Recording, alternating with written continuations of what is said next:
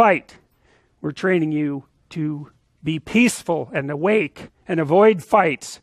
But if you happen to have to get in one, and I guess the philosophy also is that if you're competent at fighting, that actually decreases the probability that you're going to have to fight, because when someone pushes you, you'll be able to respond with confidence, and with any luck, and this is certainly the case with bullies, with any luck, a reasonable show of confidence, which is very much equivalent to a show of dominance, is going to be enough to make the bully back off. Hi. So after my last video, I actually was surprised to see that I got some questions. And I think by far, and thank you all for all your questions and taking time to leave them. One by a guy, I think his name is George Prout. I'm sorry if I'm not pronouncing that correctly. Asking how a young female becomes a Jordan Peterson fan. And I thought this was pretty intriguing and maybe something worth sharing. How did I become a Jordan Peterson fan? Well, I think the year was 2015.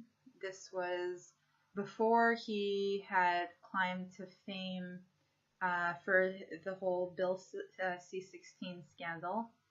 And I had just gone through a pretty crippling divorce.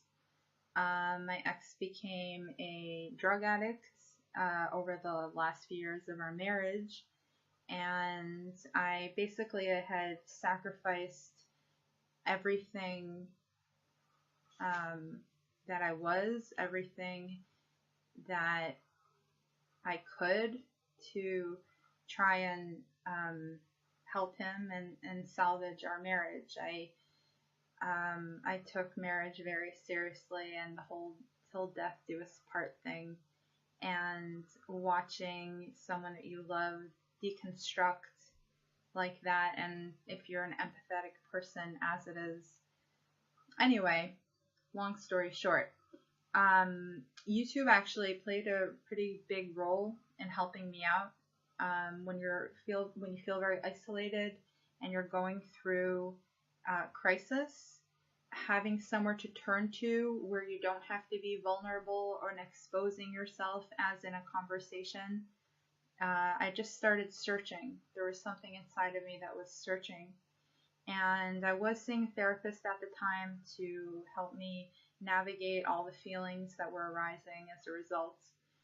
And then I stumbled across Jordan Peterson. I think it was because I was studying atheism a lot at the time. I was going through kind of a crisis of the meaning of God and what God it was, and looking into atheism. And I believe I was watching a lot of Sam Harris and Richard Dawkins and Hitch, and maybe Peterson popped up. I'm not quite sure exactly. Long story short, I ended up watching one of his courses and then more of his courses, and it really was his style. See, like I said, I was in therapy, and I had women, and I had people, telling me how I was okay and I would get through it and all that shit. But no one was really honest. And to suddenly come across an individual who is remarkably humble. This is the thing that I think I adore the most about Dr. Peterson is he's honestly on a journey, and it's not about ego with him. A lot of these great thinkers, even, or philosophers that are around today, a lot of it is ego. A lot of it is, look at the brilliant conclusions that I've come to, or I've articulated, or how much I know and how well I can speak. And with him, it's very much the journey, and it's an honest journey. I mean, to suddenly be speaking so frankly about some of the most brutal aspects of humanity and us, our psyche, the places that we go, the places that we're afraid to go, that was so compelling to me, because it made it noble. You know, he talks about archetypes, and he talks about the journeys that we take, that hell on earth actually is our own inner hell. It's going into the places inside of us that we don't want to touch. the places inside of us that we rejected as children, or that were brutally made fun of, or just incredibly traumatic events that we all went through over the course of our lifetime, bullying, being rejected by our parents, whatever it was. And to suddenly have someone articulate it as being a noble journey, as being something useful. And despite the fact that he talks about it as men, I could relate to this. I could relate to going in and slaying my own dragons. When I started applying Peterson to my life, keeping my room clean, when my own self-talk was replaced from, you're worthless and you deserve this and no one will love you, to be honest, speak your truth, clean out your room, clean out your demons, and don't do things that make you weak. And I applied that as a woman to not talking myself down, to not beating myself up, to not disbelieving and disempowering myself. Quite the opposite. And I watched as my life gradually got better. And this, by the way, is when today, now that Peterson is so popular and there's so much criticism out there, and I'm very careful not to stay in an echo chamber. I will listen to everyone, from the most liberal opinions to Richard Spencer. I've watched lots of his stuff. I think he's kind of adorable in a weird way.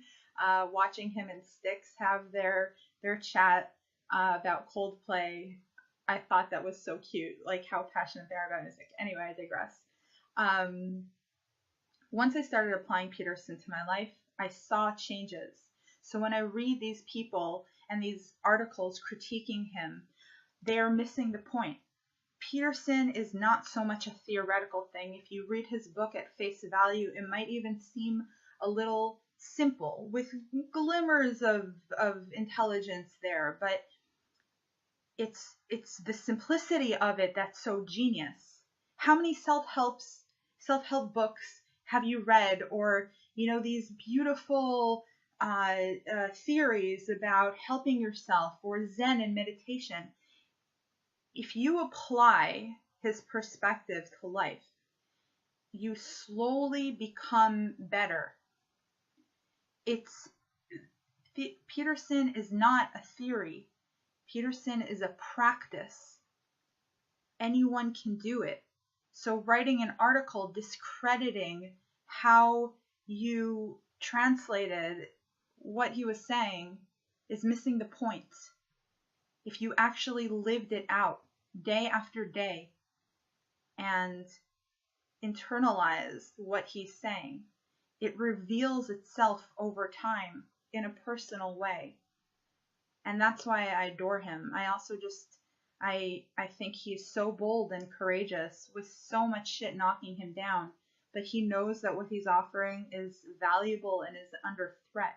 And it's not a cult. It's a way of looking at the world that's so sorely needed. And women can do it too. I think women need it too. Instead of this being this man versus woman clash and feminists trying to overpower men, no, we need to embrace our femininity. We need to learn how to be women, but we need to embrace our masculine side too. Like, I am a strong woman, and not in this fuck the patriarchy way. Like, when I sit in a business meeting, I see other women who try to behave like men and be aggressive and be, loud and obnoxious. But I have found that it's a lot more effective, and I'm actually listened to a lot more, and even a little bit more intimidating when I act like a woman, but like a woman who is regal and poised and confident, and at the same time empathetic and understanding. There can be a fusion of these two worlds. So by embracing my masculine and being tough enough to fight my battles and face my inner demons and get all that shit out and learn how to love myself as a result and build real strength. Like, no one can take that from you. When you resolve your shit and you build upon that on stable grounds, and you know who you are, and you're reaching for your potential. To me, potential is God. Potential is the culmination of the highest values that I believe in. And I know that that exists. And I get the same love and I